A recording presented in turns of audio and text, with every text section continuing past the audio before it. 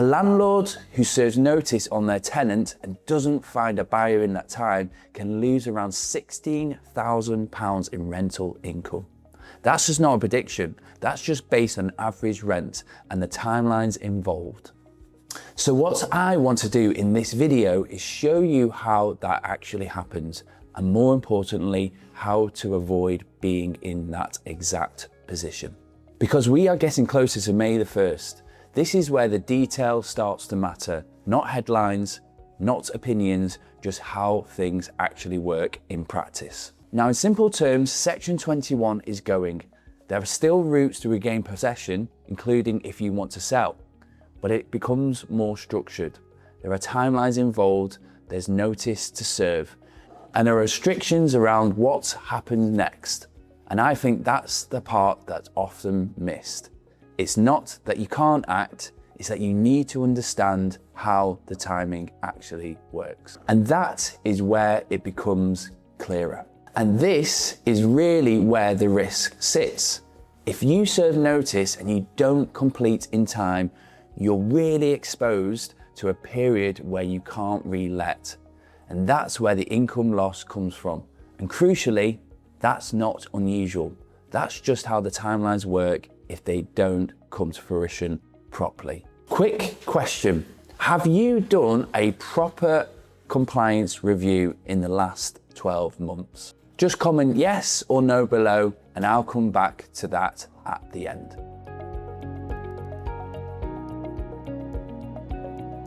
If you've not raised the rent for a little while, and I'm talking years, or you've got tenants that are in arrears, not paying, have got a very poor track record, you've got a window now where up until the 1st of May, you will be able to make certain decisions about your portfolio that you won't be able to make post the 1st of May.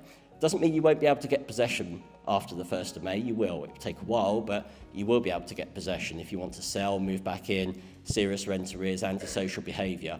It will be easier before the 1st of May. And I think that's the key point. There is a window, but it needs to be used properly.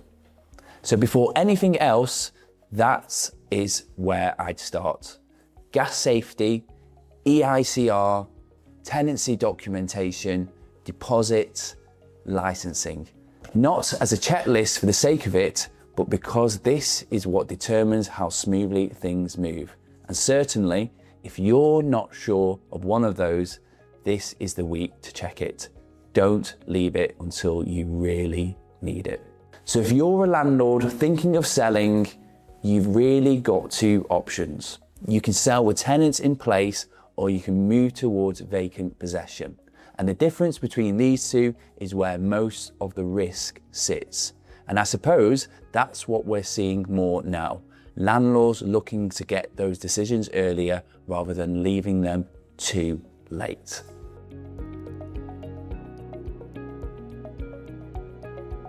In a structured landlord-to-landlord transfer, and with the use of professional agency, that your professional agency will already be looking for the red flags and to make sure that the correct documentation is in place and that the transfer is going to be safe to make, and that you are not going to realise months down the line, or even weeks or even years down the line, that documents are missing. You want to make sure that all your due diligence is done, correct, and all the boxes are ticked. And this is why more landlords are looking to sell tenanted properties, because you're not relying on timing everything perfectly.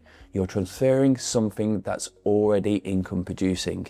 And I think that's fundamentally why this shift is happening in the private renter sector. And from an investor perspective, this is where it gets quite interesting, because what you're starting to see is more motivated sellers and more structured opportunities. And on top of that, more focus on income that's already in place. Crucially, that will give buyers more clarity during the decision-making process. If you're an investor and you want to understand what's actually coming through right now, just comment deal flow below. I'll point you in the right direction. The people handling this well aren't panicking. They're preparing. They're reviewing what they own. They're getting documentation in place, and they're deciding early. And I think that's the difference. not reacting, just being slightly ahead of time. So coming back to the start, that £16,000 loss isn't dramatic. It's just what happens if timing and planning don't line up. And the difference now is you've got time to avoid it.